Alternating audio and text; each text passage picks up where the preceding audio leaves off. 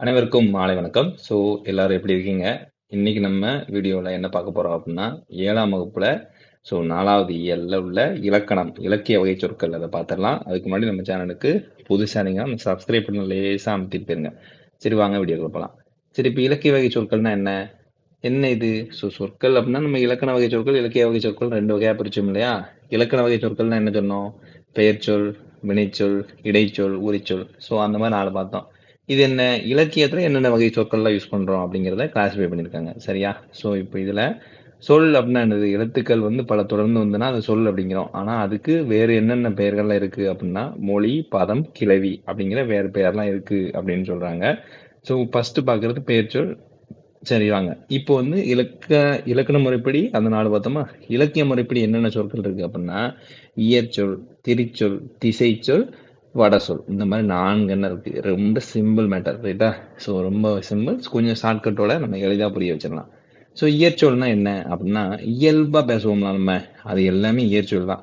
அதாவது படிச்சவன், படிக்காதவன் எல்லாருக்குமே அது புரியும். அப்படின்னா அது இயற்சொல் அப்படின்னு ஞாபகம் வச்சுக்கோங்க. பாருங்க.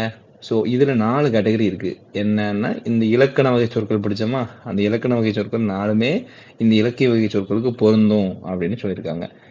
பெயர் பெயர் இயற்சொல் அப்படின்னா என்னது? மண்ணு, பொண்ணு எல்லாத்துக்கும் தெரிஞ்சதுதான். வினை, ஒரு வினைனா ஒரு செயல் நடக்கிறது, நடந்தான், வந்தான். ஸோ இது வந்து இடை, அவனை, அவன் அப்படிங்கிறது ஒரு பெயர்ச்சொல். அந்த பெயர்ச்சொல்லுக்கு ஒரு அவனை அப்படின்னு அதான் இடைச்சொல் அப்படிம்பாங்க.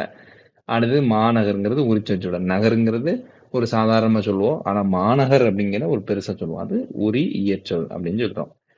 நெக்ஸ்ட் திரிச்சொல் அப்படின்னா கொஞ்சம் திரிச்சு திரிச்சு கொஞ்சம் என்ன சொல்ல, அது நல்லா படிச்சவங்களுக்கு மட்டும்தான் அண்டர்ஸ்டாண்ட் ஆகும். அந்த மாதிரி இருக்கக்கூடியதை திரிச்சொல் அப்படின்னு நம்ம சொல்லுவோம். சரியா? பாருங்க, இப்ப நம்ம அம்மா அப்பாட்ட போயிட்டு ஸோ அழுவம், அம்மா நீ அழுவமுக்கு போவோமா வரியா அப்படின்னு கேட்டா யாரும் என்ன சொல்லுவாங்க? என்னடா அழுவம்ங்க, வீட்டுக்கு போல அப்படிம்பாங்க. சரியா? ஆனா நமக்கு தான் தெரியும் அழுவம்னா என்னது, கடல் அப்படின்னு. சரியா? ஆமா. இந்த மாதிரி படித்தவர்களுக்கு மட்டுமே பொருள் புரியக்கூடியது தான் திரிச்சொல் அப்படிங்கிறத ஞாபகம் வச்சுக்கணும்.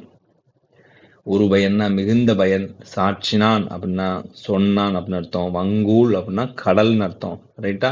சாரி, அழுவம்னா கடல், வங்கூல்னா காற்று. சொன்னா குளிர்ந்த காற்று அப்படின்னு சொன்னா போன இதுல அந்த மாதிரி ஞாபகம் வச்சுக்கணும். அப்பப்போ நம்ம படிச்சதை ரிமைண்ட் பண்ணிக்கிட்டே இருந்தோம்னா இட் வில் ஈஸிலி நமக்கு மைண்ட்ல ரிமெம்பர் ஆயிரும்.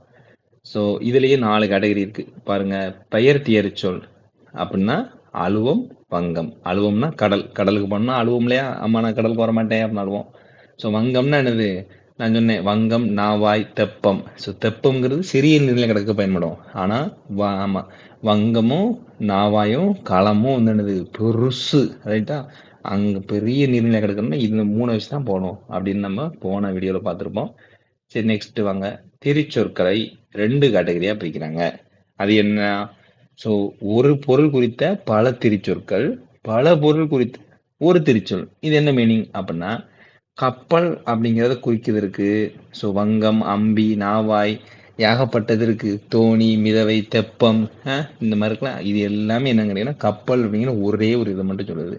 ஆனா இது எல்லாமே என்னது, படிச்சவங்களுக்கு மட்டும்தான் தெரியும். கப்பல்னா எல்லாத்துக்கும் தெரியும். ஆனா மத்த அதுக்குள்ள பேர்லாம் யாருக்குன்னு தெரியுமா? தெரியாது. அப்போ இது வரும்பொழுது என்னன்னு கேட்டீங்கன்னா, ஒரே பொருளை தரக்கூடிய பல திரிச்சொற்கள் அப்படிங்கிற கேட்டகரியில இது வந்துடும்.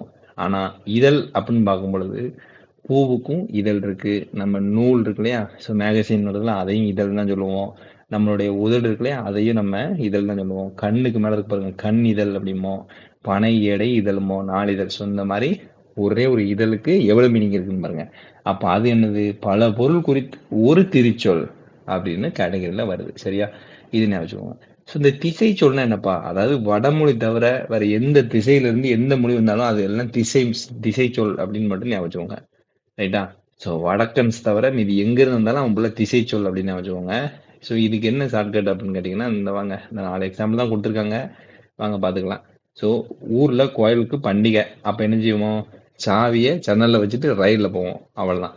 ஊர்ல பண்டிகை, சாவியை ஜன்னல்ல வச்சுட்டு ரயில்ல போவோம் பயணம். அவ்வளவுதான். இதான் என்னன்னு கேட்டீங்கன்னா திசைச்சொல். திசைச்சொல்ல பாருங்க, பாண்டிய நாட்டை தவிர மற்ற பகுதிகளில் பேசிட்டு வந்ததான். நம்மளாம் நினைஞ்சிருப்போம் கேணி அப்படின்னு என்னது, பாண்டிய நாட்டுல தான் பேசுனது. மதுரைக்காரங்கலாம் பாத்தீங்கன்னா கேணி அப்படிதான் பேசுவாங்க. சரியா? அப்போ உடனே என்னது, பாண்டியர்கள் பேசுனது அப்படின்னு நினைக்காதீங்க. திருவல்லிக்கேணி அப்படின்னு ஞாபகம் இருக்கா உங்களுக்கு? ஸோ அந்த கேணி அப்படிங்கிறது அப்போ எங்க எங்க உள்ளது? ஸோ சென்னையில் உள்ளது, அப்போ வடக்க உள்ளது. சரியா? அப்போ கேணினா கிணறு, பெற்றம்னா பசு அப்படின்னு ஞாபகம் வச்சுக்கணும். ரைட்டா?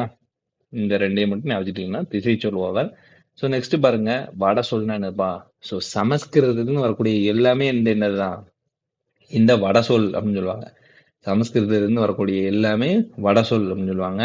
ஸோ அதில் பாருங்க, வருடம், மாதம், விஷம், சக்கரம், கமலம் அப்படின்னு ஒரு 5 இதை சொல்லியிருக்காங்க. ரைட்டா? இந்த 5 தான் வந்து என்ன கேட்டீங்கன்னா வட சொல். ஸோ வட சொல்லுக்கு ஏகப்பட்ட இது இருக்கு. இன்னும் ஸ்கூல் புக்கில் இந்த 5 தான் கொடுத்துருக்காங்க. அதை நம்ம ஃபியூச்சரில் வீடியோ போடுவோம். சரியா? நம்ம சேனலை தொடர்ந்து ஸ்டே டியூன். கண்டிப்பாக நீங்கள் வந்து சக்ஸஸ் ஆயிருவீங்க. எல்லாமே கான்செப்ட் ஓரியன்டாக நம்மளோட நெக்ஸ்ட் கிளாஸஸ் வந்து இருக்கும். ஸோ இந்த வட சொல்லை பொறுத்த வரைக்கும் 2 வகையாக பிரிக்கிறாங்க. ஒன்று தற்சமம், இன்னொன்று தற்பவம் அப்படிங்கிறாங்க. வடையில் இப்போ போட்ட வடை இருக்கு, காலையில் போட்ட வடை இருக்கு. எது வேணும் உங்களுக்கு? ஸோ அவ்வளோதான். ஸோ இப்போ போட்ட வடையில என்ன அப்படின்னா எந்த இதுவே இருக்காது, பக்காவா இருக்கும். ரைட்டா? அதே மாதிரி இருக்கும். ஆமாம், வடை மாதிரியே இருக்கும். ஸோ முன்னாடி போட்ட வடையில என்னது, ஏதாவது ஒரு சின்ன ப்ராப்ளம் இருக்கும். இதான் மேட்டர். ரைட்டா? ஸோ இப்போ பாருங்க, தற்சமம் அப்படிங்கிறது என்னன்னா முன்னாடி எப்படி பேசுனாங்களோ, அதாவது சமஸ்கிருதத்தில் நம்ம எப்படி அந்த வார்த்தையை சொல்லுதோமோ அதே மாதிரி தமிழ்லையும் சொன்னோம் அப்படின்னா அது தற்சமம் அப்படிமோ. தற்பவம்னா சமஸ்கிருதத்துல ஒரு மாதிரி இருக்கும், நம்ம ஒரு மாதிரி இங்க பேசுவோம். ஸோ அதுக்கு பேர் என்ன கேட்டீங்கன்னா தற்பவம் அப்படின்னு சொல்லுவாங்க. சரியா? இதை மட்டும் ஞாபகம் வச்சுக்கோங்க. இதுக்கு எக்ஸாம்பிள் என்ன சொல்லியிருக்காங்க அப்படின்னு பாருங்க. ஸோ கமலம், அலங்காரம், இந்த ரெண்டையும் பாருங்க, வடமொழியில இருக்க மாதிரி அப்படியே பேசுவோம். ஆனா வடமொழியில லக்ஷ்மின்னு இருக்கும், நம்ம லக்குமி அப்படின்னு மாத்திட்டோம். வடமொழியில விஷம்னு இருக்கும், நம்ம விடம்னு மாத்திட்டோம். ஸோ இதான் வந்து என்னன்னா தற்பவம் அப்படின்னு சொல்லுவாங்க. ஸோ இதோட நம்ம இந்த இலக்கணம் பார்த்து 4வது முடிக்கிறோம். ஸோ இந்த வீடியோ புரியலைன்னா மறுபடியும் ஒருக்கா பாருங்க, உங்களுக்கு கண்டிப்பாக கிளாரிட்டி ஆயிரும். ஸோ அடுத்த வீடியோவில் நம்ம 5வது இயல் பார்த்துடலாம். நன்றி, வணக்கம்.